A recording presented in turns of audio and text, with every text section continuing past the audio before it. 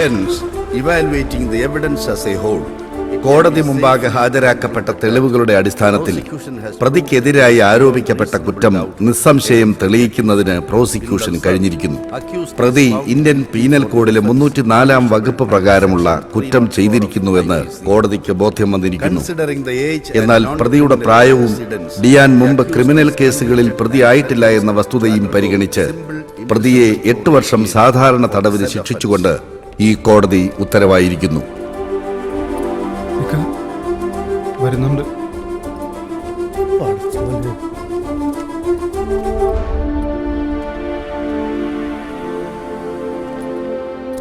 അനക്കൊരു കൈപ്പയ പറ്റിയതാണെന്ന് ഈ ആലിക്കൊക്കെ അറിയാം മോനെ.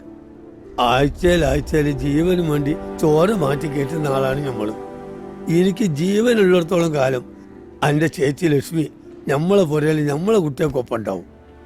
ഇൻഷാ അല്ലാ ഈ വരുന്നത് വരെ എൻ്റെ പെങ്ങൾക്ക് ഈ അലിക്കുണ്ടാവും കാവല്.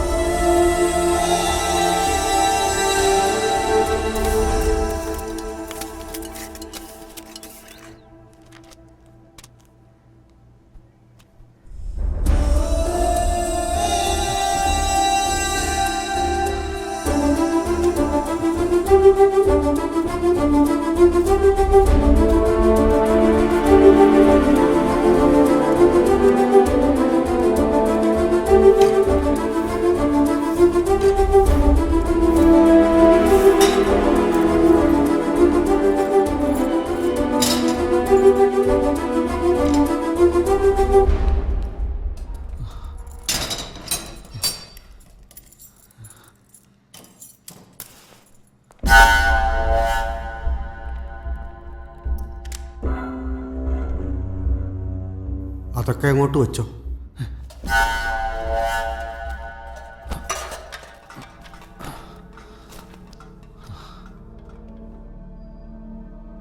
ഈ മുറിയിൽ 2 പേര് കൂടെ ഉണ്ടായിരുന്നു. ചുമച്ച് കുരച്ചൊരാൾ ഇവിടെ കിടന്ന് തന്നെ മരിച്ചു. മറ്റേയാൾ ഇന്നലെ പോയേ ഉള്ളൂ. അടുത്ത മാസമാണ് എൻ്റെ റിലീസിങ്. പുതിയൊരാൾ വരുമെന്ന് ഇവിടുത്തെ സാറുമാർ പറയുന്നുണ്ടായിരുന്നു. എന്താ പേര്?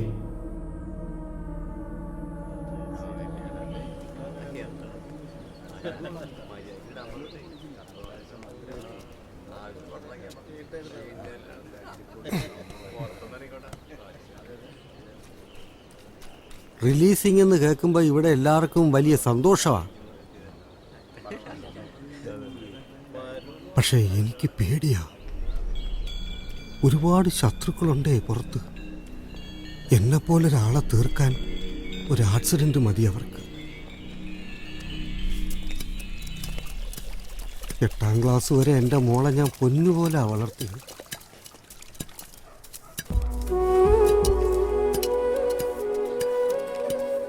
നീർക്കോലി എന്ന് നാട്ടുകാർ കളിയാക്കി വിളിക്കുന്ന ദുർബലനായ എനിക്ക് എൻ്റെ മോളെപ്പോലും രക്ഷിക്കാനായില്ല. പീഡനത്തിനിരയാവുന്ന പെൺകുട്ടിയും അവളുടെ കുടുംബവും നമ്മുടെ നാട്ടിലെന്നും പരിഹാസ കഥാപാത്രങ്ങളാണല്ലോ. കുത്തുവാക്കുകളും കളിയാക്കലുകളും കേട്ട് തളർന്നുപോയ എൻ്റെ മോള് ഒരൊറ്റ കയറിലെല്ലാം അവസാനിപ്പിച്ചു. എൻ്റെ മോളെ നശിപ്പിച്ചവന്മാരെ വെറുതെ വിട്ടെന്നറിഞ്ഞപ്പോൾ സഹിക്കാൻ പറ്റിയില്ല. വെട്ടിക്കൊന്ന് ഞാൻ അവന്മാരെ കോടതി വളപ്പിലിട്ട് തന്നെ.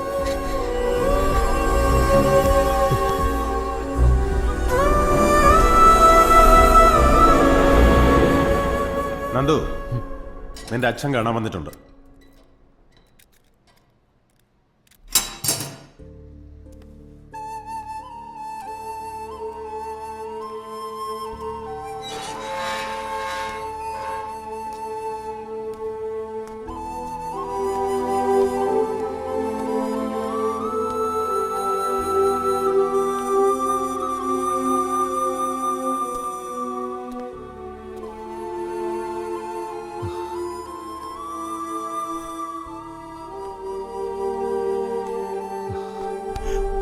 എൻ്റെ മോനെ,